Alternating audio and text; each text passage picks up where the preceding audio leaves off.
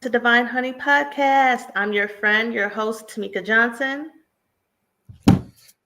And I am the co-host formerly known as Tim Johnson. You can follow me on IG at Just a Key at Heart. If this is your first time tuning in, this show is about human experiences. This includes um, thoughts, inspiration, life, love, purpose from our co-host, for myself, and especially our Divine Honey guest. If this is your first time tuning in, welcome. What's Um, happening? yes, welcome. And I want you guys to hit that like button, that share button, and that notification button. And remember, engagement is welcomed. How are you, brother?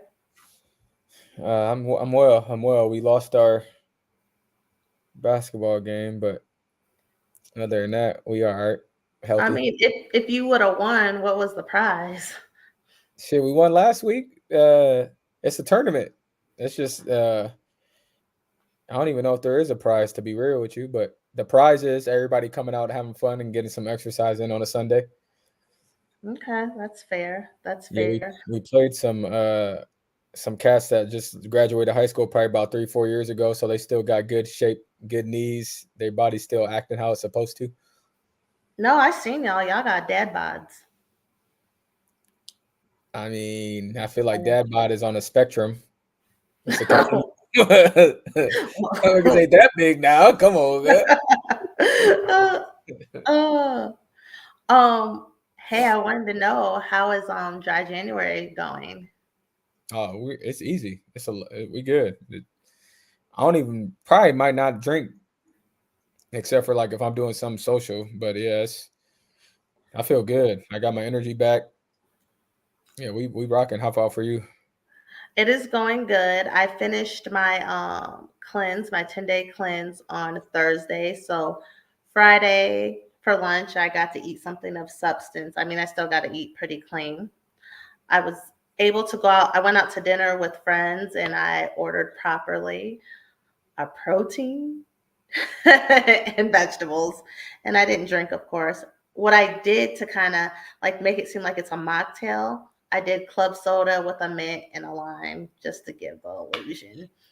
I was having FOMO, but I feel good and I have energy. But I am going to Napa in February, so I will be drinking wine then for sure. For sure. Um, What was your protein? my protein was chicken. Mm. That's what I had yesterday. And it was good. I Chicken went to broccoli. Firebirds. I had broccoli and I had corn. I know corn has starch in it, but that's still a I vegetable. got you. Good job. Good job. Yes, so I plan on going through this journey of healthy eating and focusing on my health this year. I'm drinking tea right now. Uh, Mm-hmm. See, you got the Yes. glass straw. What you doing with the glass straw? Um, when I had I think they're cute, and your wife had glass straws, so I copied her. Okay, okay. And I What's the drink purpose tea behind the glass straw? If people don't know, so people don't know, just in case they want to get a glass straw, why would you get a glass straw?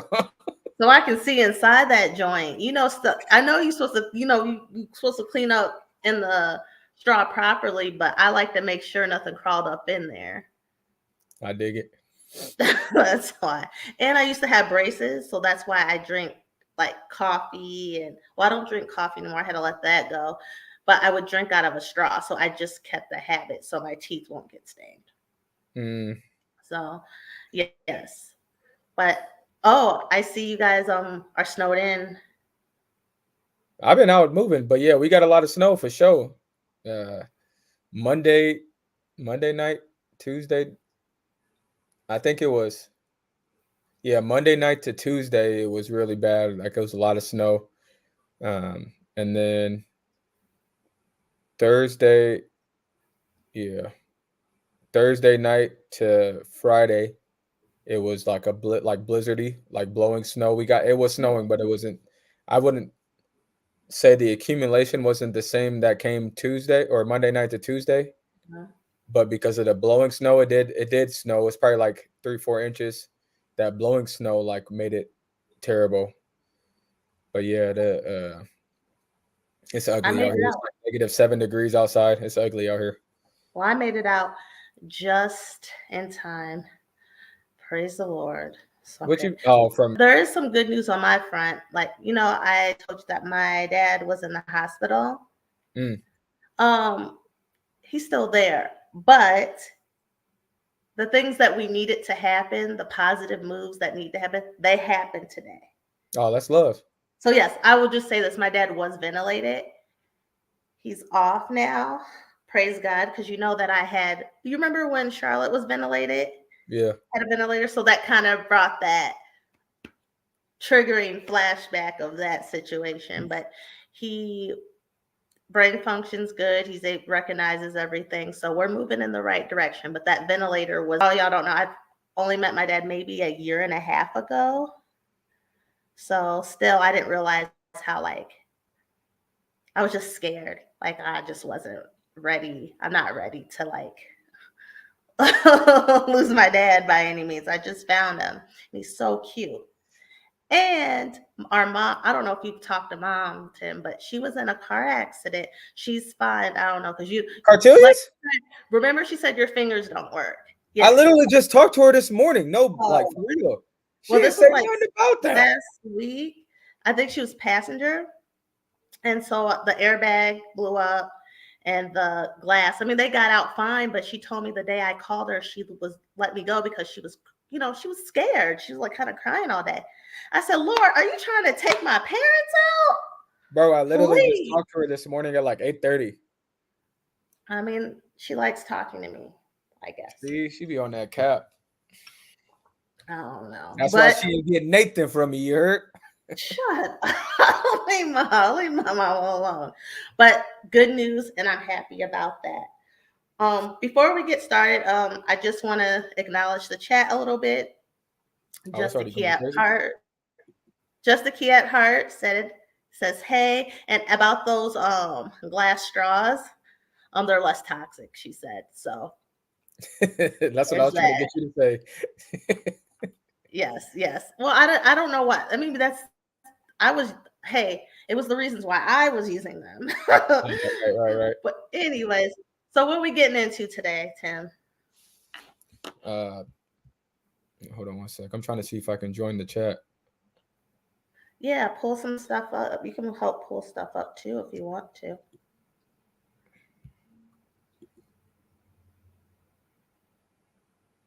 Oh, I'm in there. What's good? Okay, now you can see the chat. Yep. Uh, public education and discipline. That's what we're Okay. going to talk about today. Public education and discipline.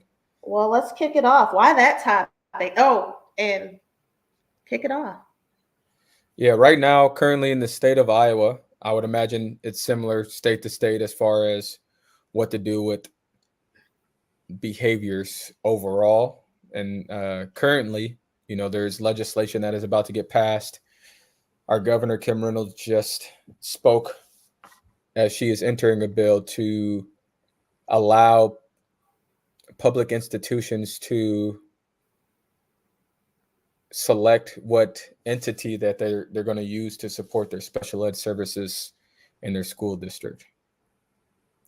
So that's going to be huge. It has to obviously pass the House and the Senate, um, Hmm. but everybody is trying to figure out what to do with special ed, as well as what to do with students with problem behaviors, like it's expulsion. What we need to do is suspension. What we need to do, or restorative practices. What we need to do. What is it that we need to do to support our students who are quote unquote at risk or quote unquote problem students in the classroom, in the community, wherever? How do they determine who's at risk? Like, what's the criteria Well, there's a for? lot of factors. You do your grades, attendance, engagement, and then Hmm. you can go off of office referrals.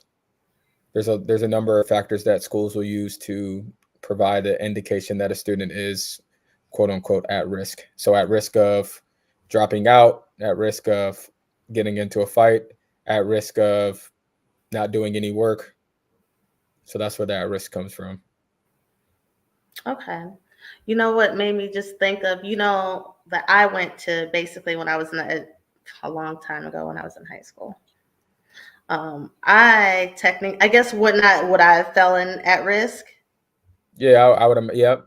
I mean, you were at a public institute. Well, you were at Washington High School, and then you weren't Mhm. going to school. I mean, I don't want to tell your story. Shit, you didn't go to school. Then you went to the alternative high school. So you would have Y'all, been going to alternative high school. You would have been labeled at risk, an at risk student for sure. y'all was bad. That's what he wanted to say. Which I was taking smoke No, breaks and shit. okay, I wasn't bad, but yes. So I went to an alternative high school, and it was Metro High School in Cedar Rapids. So a lot of the students, I went to school with students. I would say this probably weren't going to school. I would say had some issues, maybe not had a very stable home life, which was affecting their schooling, meaning some of them were probably supporting financially, supporting the household, teen pregnancy. So you Hmm. had mothers and fathers. There was, teen mothers and fathers going there. Array of things, right? And so they provided like a daycare. So there was a daycare. That's one way to make sure these students continue school. So daycare is not an obstacle because some of these students didn't have the support of their parents. So some of these students were living in their own apartments, things like that, and with other people. So yes, and we could take smoke breaks because back then that's just it wasn't important. If you would skip school, the kids to smoke. Well, that was just one thing they just took away. So that wasn't an obstacle. Now I believe that school is you go all day. I think it's linked more towards traditional now. For I sure. know they don't do halfway. So when I went, you could go in the morning and you can go in the afternoon. And it kind of more so prepared you just to get ready for life and kind of, in my opinion, to go out into the workforce.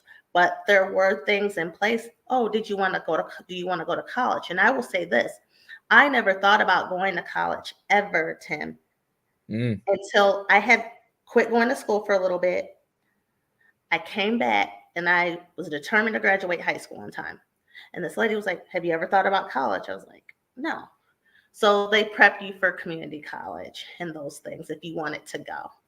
So that was my experience being at risk.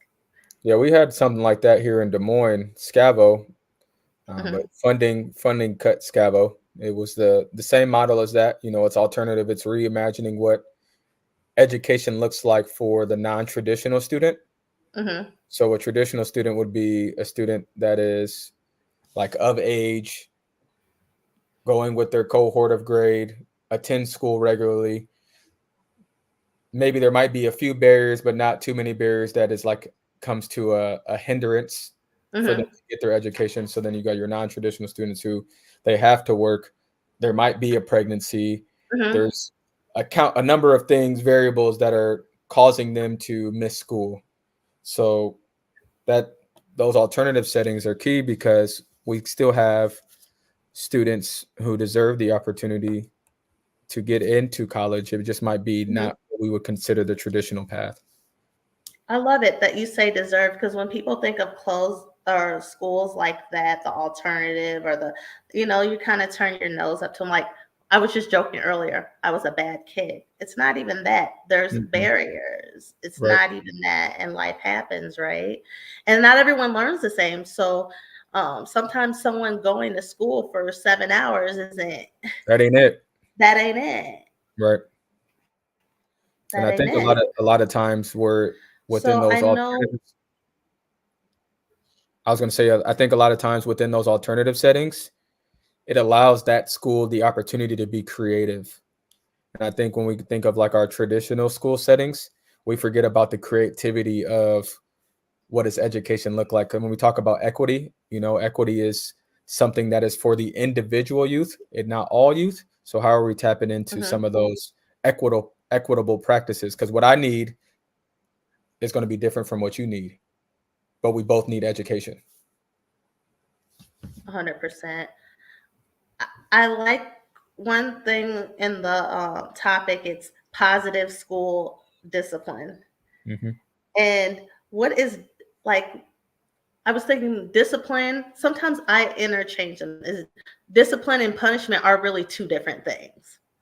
Yeah, I So would. what are, yeah. When I you would. were in the schools, how did Yeah. that work with the positive school discipline? Like I think about for discipline is like the amount of reinforcement.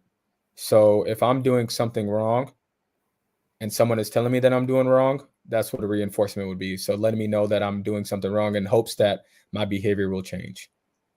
Now, punishment is you're suspended or you're expelled. Something that's more punitive versus something more logical in nature. Okay. So in your experience with dealing with because you know you were in the schools and I felt like you enjoyed it. So giving did it work? Did you see that being beneficial? Did you The things that it can work. So theoretically, it can work. I think there are a ton of frames of reference that can be used to combat behavior. Now, this is my own belief. I haven't done any research on this, but I bet there is research that I could find that would support what I'm about to say. Is that the lack of consistency on the adult end is why we have so many behavioral problems that happen in our schools daily. So, for example, one day I come in and I'm pissed off as the adult, and I'm like, Tim, I've had enough of your shit. You're suspended. Hmm. I might do the same behavior the next day, and the teacher's in a better mood, and now they're willing to talk to me about why I'm acting the way that I'm acting. So those are two inconsistent things that are happening, situations that are happening. So now me as the student whose brain isn't developed, my prefrontal cortex has not even come close to development. I would argue that there are some adults that don't have their prefrontal cortex all the way developed. Sure. And the prefrontal cortex is the part of our brain where we're able to think in logic and think abstractly so that we can come up with and formulate those abstract thoughts. So kids don't have those. They're not even close to that. So they're going to act accordingly. So if I'm a kid, I don't even know how to act around you. I'm going to act up because Huh. regardless of, I'm going to get my needs met one way or another.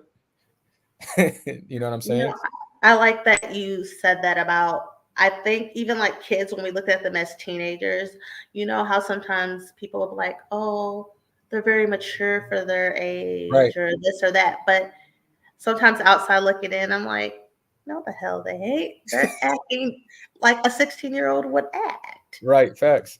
Facts. Like, okay. Yeah, we can't hold kids more accountable than we do adults. That's facts. That's facts. And one thing that is even more bizarre is for like our black and brown youth. So with that, you have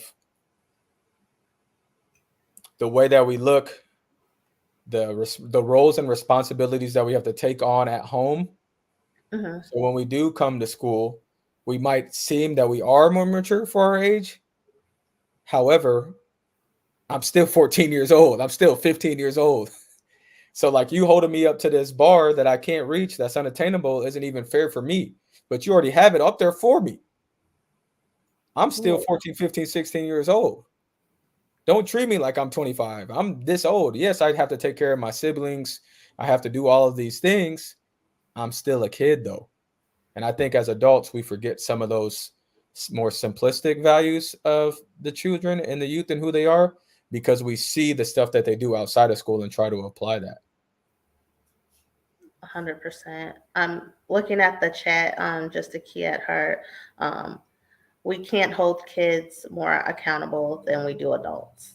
What you said, that's 100%. And I think we tend to. When you were talking about our black and brown people, you know, one thing I thought of, how in the education system are they addressing like racial? disparity when it comes to discipline, because if you don't have cultural competency, Right.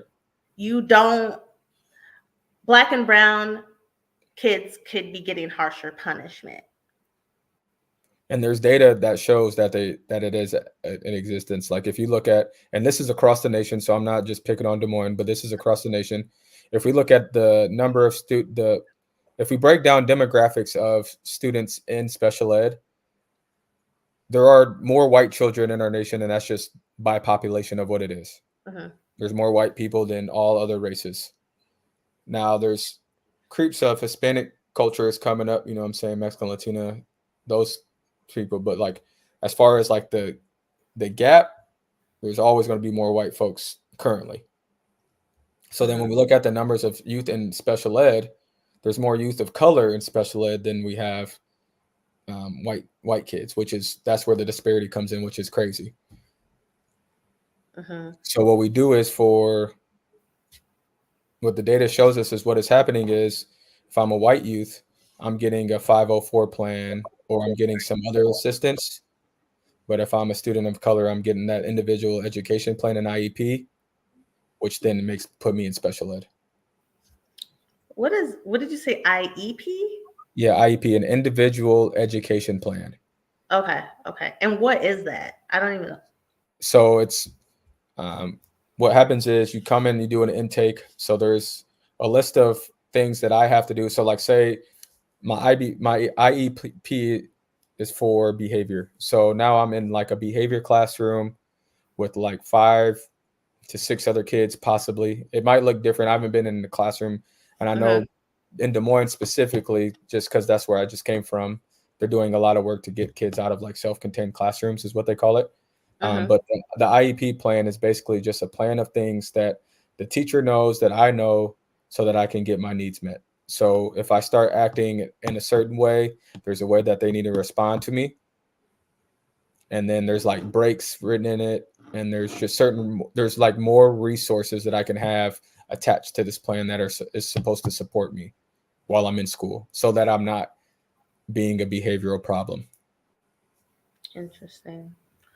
I wonder, do they like, since, like, you think about like the being in the pandemic, George Floyd, since then you hear about DEI, and Diversity and inclusion. the Mhm. diversity. So I wonder, well, and if you would know, in schools, are they dealing with, is there a point where they deal with cultural competency? Because how you deal with one, because of cultural background, you might handle, no matter what it is, you might handle conflict or being approached differently because of your background or because of Right, culture. And right, is fact. that addressed? True. There is a point in time when we try to get there, but that's like the individual work that you have to do as an adult. Now we could there's PD around cultural competencies, there's PD around whatever you want to learn about, but that's only happening one time. So if I as me as the adult, if I don't want to continue to learn about it, I don't have to. Mm. And But we got a that's real definition of what an IEP is because uh, just a key at heart. Oh, by the way, if you listening, follow just a key at heart. You feel me? We trying to pop off. But an IEP is a plan for educators that are required to follow for students in special ed to support them to be successful and have access to grade level learning. let me put that up. That's just the key at heart. Um, that's what she let us know what that was. And then her next comment, I like this. You should never stop doing DEI and cultural proficiency. And sadly, most places have stopped doing it or do it Yeah, just one time. do it that one time. And that's the problem. So there isn't any like negative reinforcement or accountability that comes with not continuing to learn about that or learn about yourself really, because we all have a bias. And Mm-hmm. I'll be straight up like, shoot, if I'm going to the doctor, my doctor's overweight, I'm like, I probably don't want to talk to you, fam. You know, like that's I know there's biases that I have. Like if I'm going to a workout and my trainer don't look like, or their credentials ain't official, like you ain't ever did nothing at the collegiate level, I'm probably not gonna listen to nothing you got to say to me. But there's, Mhm. we all have a bias, and we have to be aware, and it's okay to have bias. I think when we Yes. think about it, people get like frowned, but like Yeah. do something about it. You know what I mean? Like we're not calling you like a racist. We're not calling you any of those things, but just be aware of how you feel about others that are different from you. I like that. Just be aware of how you feel about people, others that are different from you. Yes. Um, another word that like kind of came up for me when kind of just looking into this, because this isn't like really my background or, Sure. my expertise. I thought about restorative justice. Yeah, restorative practices, 100%.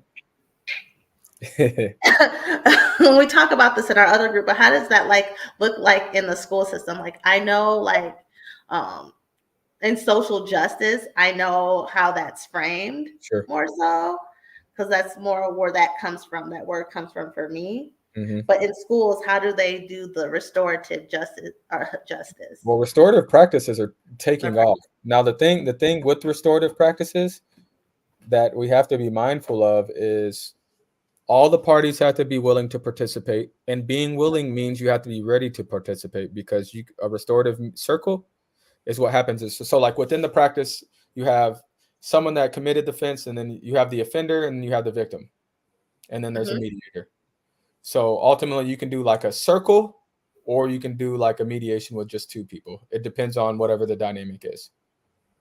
So in doing that, you have to make sure everybody's ready to participate and they're willing to participate, because if you have folks that aren't ready and aren't willing, then it's not going to move anywhere. So in simple terms, it provides the space and the time to allow folks to express how they feel and why they were hurt, so that you can ultimately restore a relationship. Now, you can't just expect that a relationship is restored by doing it one time. This is something that has to happen multiple mhm. times over times to really redevelop that relationship, because at the end of the day, somebody was hurt, and we're trying our best to restore whatever we did hurt in that person. So in the school, in Des Moines Public Schools specifically, we have a restoration safety coordinator, and they are trained in restorative circles, and they provide restorative circles. So we have them in secondary. So sixth grade to 12th grade, there's a restorative Mhm. restoration safety coordinator that does that. So with that, you have to have people involved, the people who are bringing this together that have those skills, right? Because Absolutely. can deal with conflict, I've can seen them address go it. so bad, You because said like what? in anything you do, someone has been hurt. Yeah. And if we're not taking the time to truly validate those feelings, because they are somebody's feelings and they're real feelings, it don't go nowhere.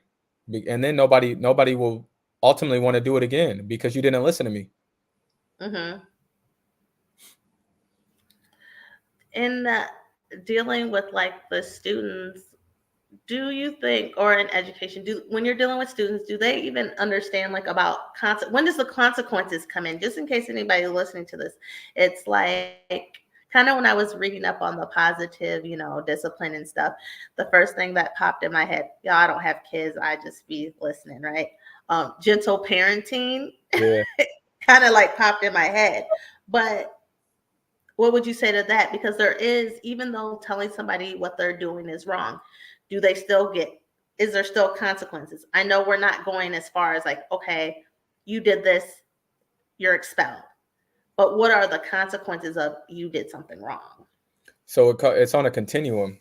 So you have a scale of all of the behaviors, we'll say, right? So Hmm. obviously, if you do something super egregious, like I just beat somebody the heck up, you probably getting a suspended off jump. But now, if Right. I'm just like bad talking a peer, or my bad talking my teacher, how are we addressing that? So there's different ways to addressing it, but however you want to do it, this is a thing. So I'm not going to tell.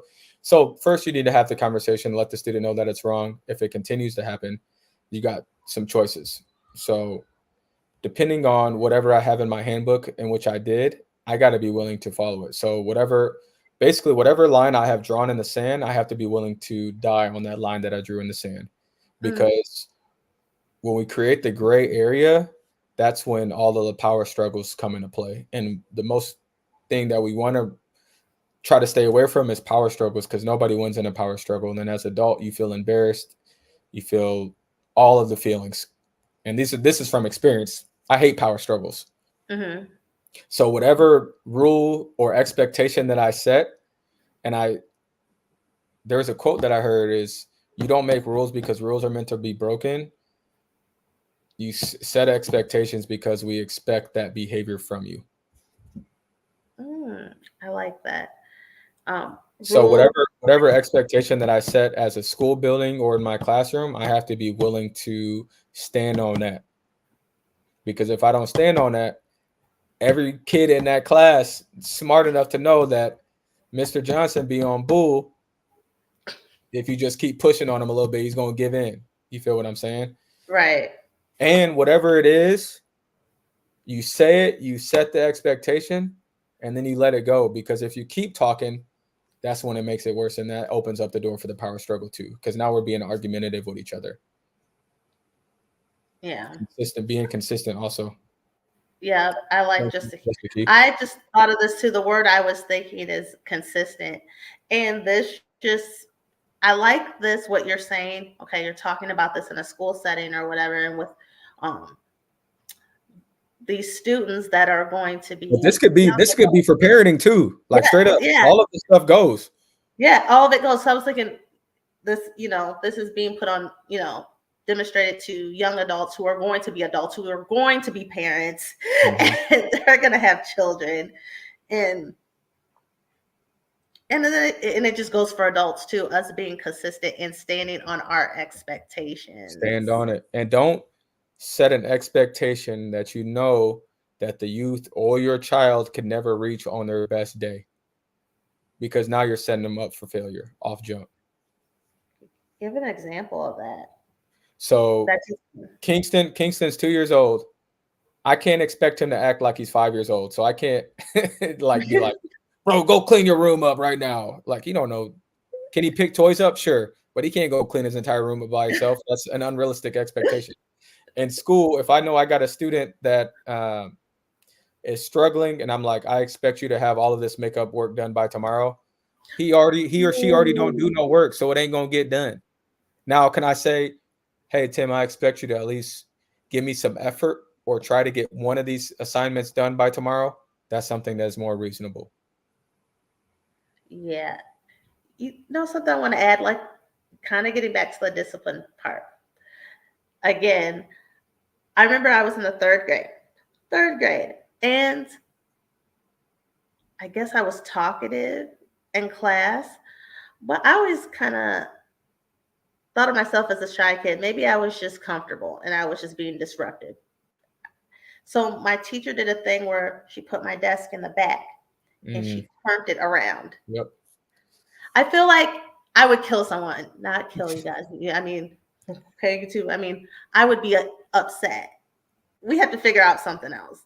for It sure. felt like humiliation. Yeah, it is humiliation. That's Yeah. exactly what it is. And oftentimes that makes the behaviors worse, because now I already, first off, I was talking because there could be reasons as to why I don't get to talk at home or what have you, right? Now you're going to embarrass me in front of the whole class, and then you isolated me from the whole class. There could be some shit where one of them kids flip that desk open and really get on and popping. So what do you do then? So I Right. think a lot of times, because of the amount of stress that teachers face or even school staff face, Hmm. we do things that are super punitive, that are irrational to whatever the situation is. I just got to do something because I'm tired of this kid. Hmm. I need to feel better as the adult. So let me do something to this kid that's going to make me feel better. Oh, I got one. Yeah. Sadly, this is still happening in classrooms today. Yeah, I remember that. But what do you say? Like, have you seen some of those videos Those where videos are crazy. the videos where the students are fighting the teachers? Yeah, I just saw the kid in Florida, special ed student. It was like a bigger black kid. I believe he was tried as an adult for beating up his teacher. I'm Interesting. almost certain, and he was like on the spectrum for sure. I'm almost positive he got tried as an adult. I think he's 15, 16 years old. Mhm. I think I seen that video. Yeah, out in Florida. But for me, and this is obviously easier said than done. If I know, and I believe that there's a lot of self work that we can do as adults to make situations better.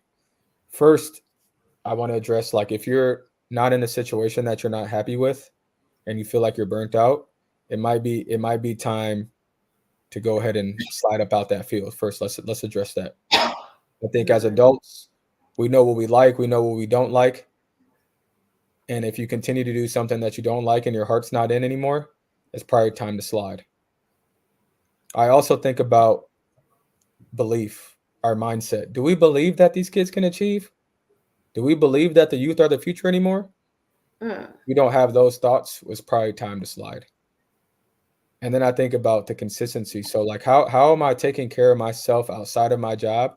I think a lot of people say the word self-care is taboo, but in all honesty, if your brain, your mental health isn't being addressed or taken care of outside of what you do, you're going to be on stress mode as soon as you walk into that building every single day. The building or whatever job or field that you're in, you're going to feel it Mhm. every day. It's on your back like 1,000 pounds every day. So if we're not addressing those things before we even get ready to go to work, we lost. We losing that day for sure. And then as we talk about just disciplinary factors, I think there's a lot of things that we can do logically. Like, if I know Tim doesn't like to read out loud in front of the class, I'm not going to ask Tim to read out loud in front of the class. If I know Tamika doesn't like to get up and help me during the projects because it makes her embarrassed when she's walking down in front of her classmates, I'm not going to do that to Tamika.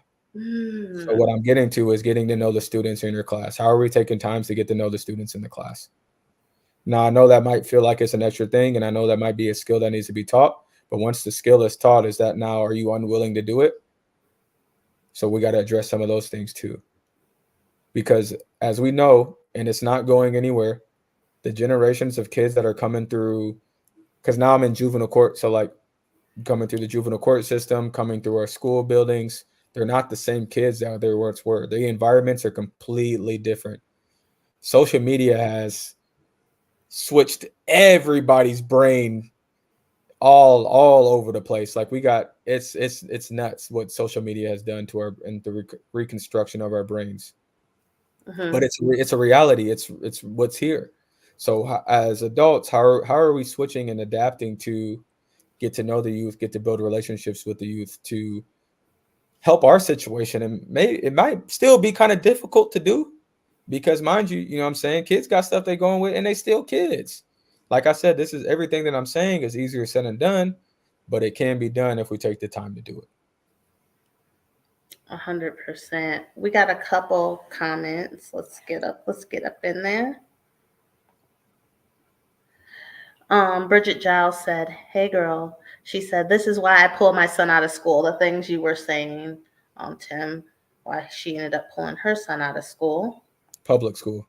Public school, yeah, public school. Um, and as adults, parents, or educators, we have to recognize our children live in different times Facts. for Facts. sure. And we can't try and fit our children, students into a mold from the 90s. That's real talk. Love that. It's just it's different now. I think we do get caught up, like, as we're getting older in generations. Well, when I was a Right. kid, yeah, like, or like, what do some people say? Like, they'll be like, "Oh, Gen Z, they're just so Yeah, lazy." right. There's things I like really respect. Like, I'm an old millennial, so I have some of that.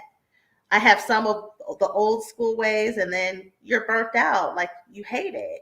Right. Like, example, like, this is what I was taught. You work, work, work, work, work. It's a grind. It's a grind. And until you pass out. Right. Literally, you keep Right going. on. You're lazy. If you don't just sleep 4 hours a day, hey, and I've had some nervous breakdowns being worked that way. Now I have boundaries, work bound, even in work, I have boundaries. I'm going to Mhm. take my days off and I'm not going to feel any way about it. I'm Right. taking care of myself. So I'm kind of looking at the other generation. They don't be putting up with, they will They quit. ain't looking for nothing. They will quit. They will quit and cuss you the heck out. Right. Now, I'm not saying you should cuss folks out or this, that, but my point is like, it's not going. I'm not going to be treated like crap, toxicity, because some of the stuff you're saying on how educators can look at their students to try to help and advance them is the same way that now that goes into the workforce, because 100%. that's how boss and a leadership needs to look at their employees individually.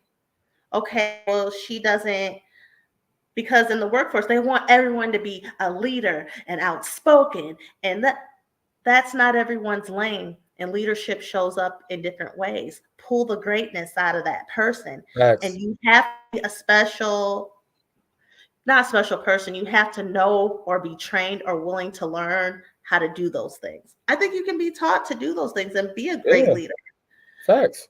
but it bruises one's ego, and they have to be willing to change, like you said, with the educator. So it kind of goes into going out into adulthood for them. This all equals out them going into life. All of the skills are transferable. I'm trying to tell you, like it all goes. It all goes. We're just in a big web. Yeah. Oh, we got another comment. Let's check for Bridget Giles. She said, "We are taught from the knowledge level of that our parents had. It may not be the best way. Know better, do better." And the good thing about, I like know better, do better. We have access to know better now. Facts. Yes, we got another one. I like this. "My son with autism isn't learning the same things as a typical high school student. We are working on skills." Mm-hmm. Ooh, I like that. Because some of the stuff, like I was talking about going to an alternative high school, and that's the perfect way to put it. They were teaching us skills.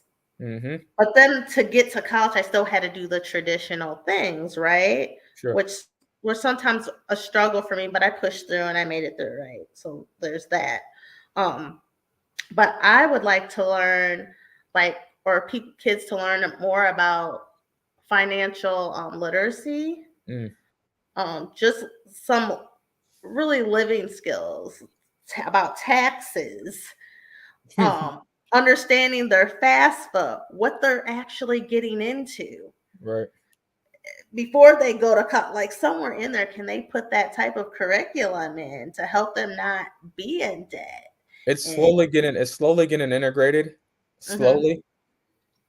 The problem is when it is integrated, they're elective courses. So an Oh, elective course isn't a course that I have to take. It's a course that I would like to take. So then when you have an elective, not everybody has access to taking it, but if nobody's driving that at home, I'm not going to know any better. yeah, Like I just need to take the classes I need to graduate high school. right. That goes back to Tim, is like you would think, you got to remember those kids are just kids. So they're Right. still not thinking about it. So it's kind of like it has to be put in front of them and That's presented to them. So when it's an elective, like you said, you know, oh, it's called, hold on, Bridget said it's called unschooling. Parents are now teaching those things at home. they are. Yes, let's get into the parent. We've talked about students, we've talked about educators. Let's talk about the parents' role in all of this. And then sometimes, even when parents aren't capable, like I would say, even for our mom, she wasn't like capable of maybe advocating for me in the school sense. Like whatever they said, that's just what it was. Yep. Um, I like that. She said, not just teaching kids how to take tests, but practical skills. Yeah. So, what do you say with like parents? I know I have some friends that or educators, and I think they were on the burnout. I had one friend actually leave. There was just nothing more she could give. So she left and found another person. Yep. So, but someone I knew said that their issue was the kids weren't a problem for them. It was the parents. Well, I think a lot of times, and this is where the relationship matters the most. I think there's a lot of work and there's a lot of pressure on the educator to build that relationship with the family outside of school. Mhm. From what I've seen, there are some educators that have the natural ability to like make phone calls home and have conversations like regular, what I would consider. Now, I'm not putting this on nobody, like what I would consider like a regular conversation. However, what I have grown to learn is that that is an actual skill. Not Mhm. everybody possesses that skill to build relationships. So when we don't take that time at the beginning of the school year, middle of school year, just to create like make those positive contact points, Mhm. parents are like, man, y'all ain't on nothing. This is the same stuff. And then I think we also have to think about, because oftentimes we miss this, is that the parent, single parent or a single parent or double parent household, probably saying that Mhm. wrong, they may have had a bad relationship with the education system also. Right. So they might just be sending their kid to school so that they don't go to jail until their kid is 16. So I think there's a reality that we have to think about on the outside of that, other than just saying, uh, the teacher's this or the parents this. There's a reality that we have to call it what it is. And I think there's a lack of skill, and then there's that broken relationship. So how, as a school or whomever it is, how are we trying to restore those relationships to make my school a welcoming and engagement environment to where you do want to be? So now when you see Tim Johnson calling you, Tamika, like, oh, this is Mr. Johnson, he's a great guy, let's see what he has to say, versus, oh damn, this is another call that he's talking about, uh Mhm. Kingston ain't doing his schoolwork no more. Another thing I was saying, so we talked about my school experience, high school experience, and of course I went to college. And then yours is different. So Mhm. explain like your experience going to high school, your school experience, and were you able not to become high risk? Well, I was at risk in middle school. Were you? Yeah. Well, because like being in poverty, free and reduced lunch, so that's like another Right. one of those indicators. Okay. Uh, That is true. but then middle school was cool. Um, a lot of buses I had to take. For sure. I had to wake up about 5:30 a.m., catch one Oh, bus to that get is on another true. bus to get over to the other side of town. So that was different. But as far as like I think I've always just thrived on relationships, and I think, and this is from the grace of God, in all honesty, that I was gifted with Mhm. athleticism. So once my athleticism in seventh grade took off, families took into me, uh, Mhm. the community took into me, and then the teachers took into me, and I think that ultimately was like my key. And then also just being involved in, like I was involved in, oh yeah, youth leadership. So that was, and if you want to watch the video, there's a video about me on YouTube, Children of Promise. Shout it out. Shout it Yes, out. We're gonna find it. I'm gonna drop it in the link. yeah, Children of Promise, and then you just Timmy Johnson. So I was involved in the program. So I got, at the end of fifth grade, it's called youth leadership, and that was again for at-risk youth. Mhm. So that's when I met Sherry and Lauren. They were great older women that looked out for me. There was like, I want to say my cohort probably would have been like, there would have been like 25 of us. I think was maybe the only kid that graduated high school and college out of the whole cohort Oh, that was the program at Johnson. at Johnson. Yeah, Did yeah, you? yep, Yeah. yep, Yeah. yep. Johnson Elementary Cool. School. Yep. So we had like the Iowa football players come and be our counselors and stuff, which was super dope. Mhm. Um, but yeah, that was it. So then once like athletics took off, it was a wrap. Got me to college. And ultimately, the grind and the work ethic that you learn from playing or doing athletics in high school. Like I didn't understand like the amount of time and effort that it took to become disciplined, as we just talked about last week, until I got to Mhm. college and I really understood what discipline was.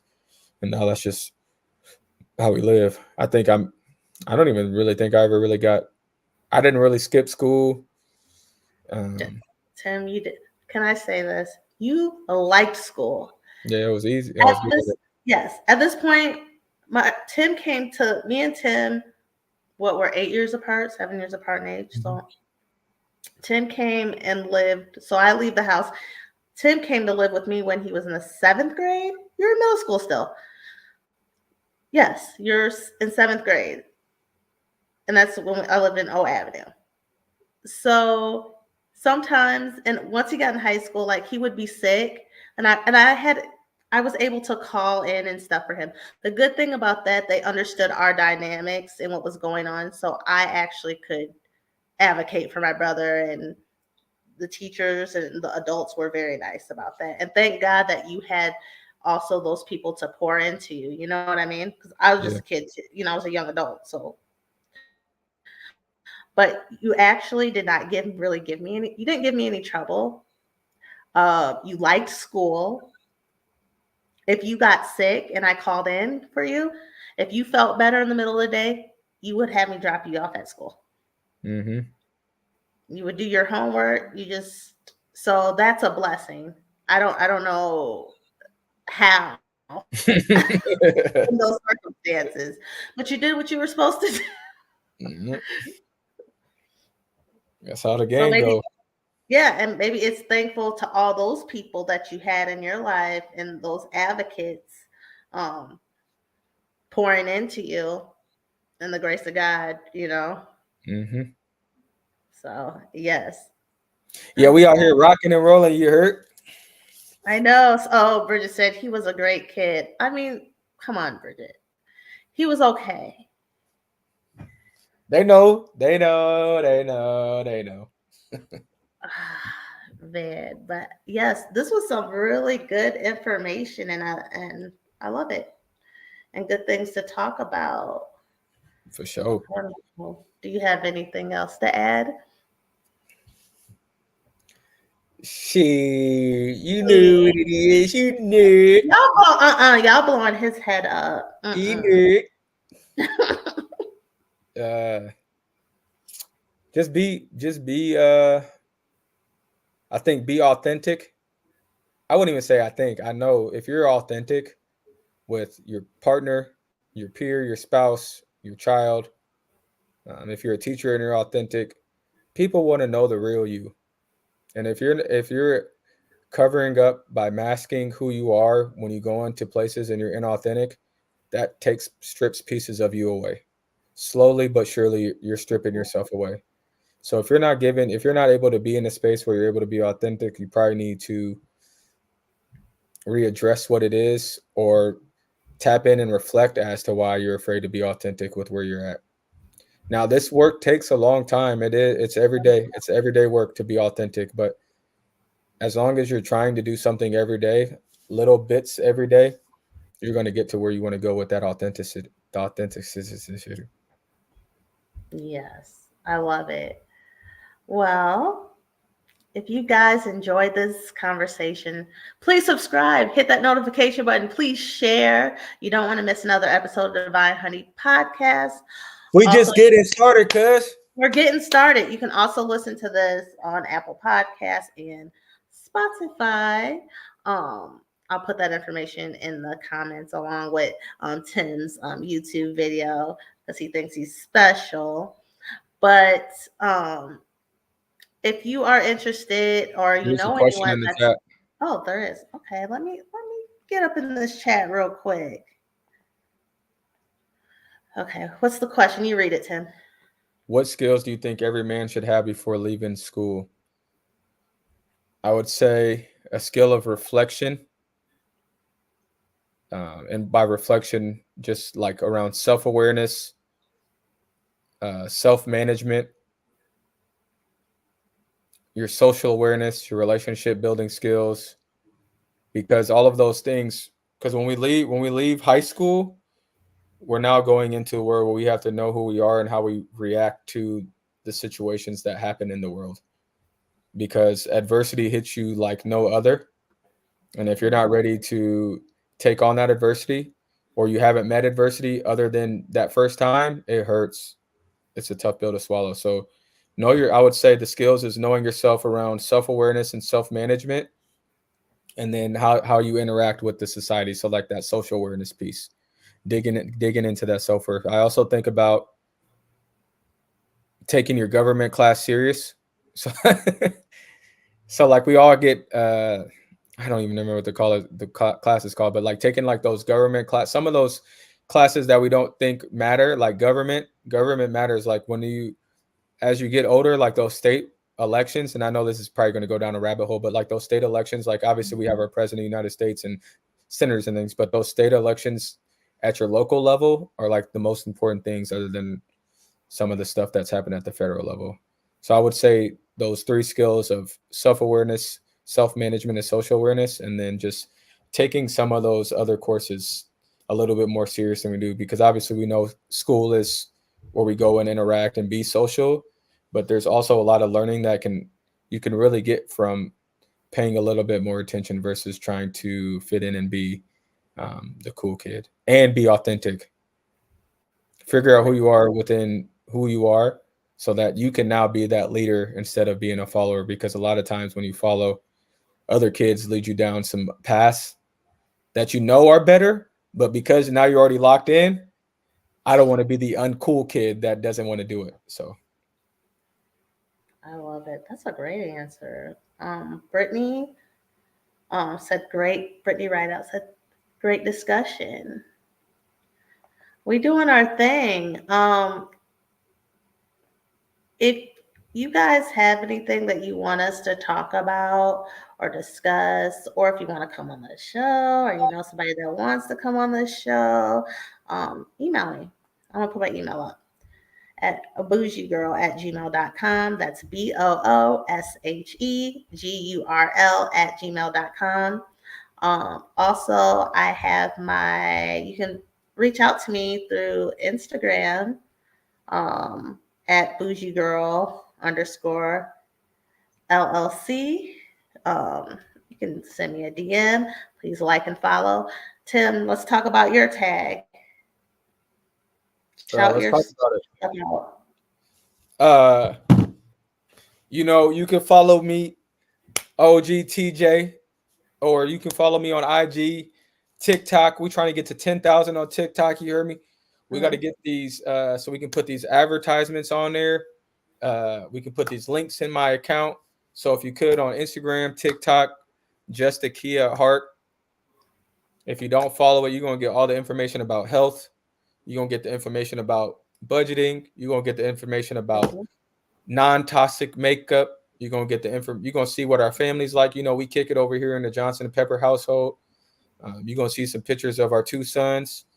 You're gonna get the whole shebang. So just follow that, tap into that link, that just the key at heart, on IG, Instagram, and TikTok. Yes. Well, oh, Bridget said, "No, I'll just call you." And just the key at heart, your wife said, "Let them know, babe." You see? Yeah, you get her numbers up so they can get more comfortable. So when I come over, I'm comfortable. See how it filters? Mm-hmm. Mm-hmm. Well, until next time, you guys, peace and blessings. Peace.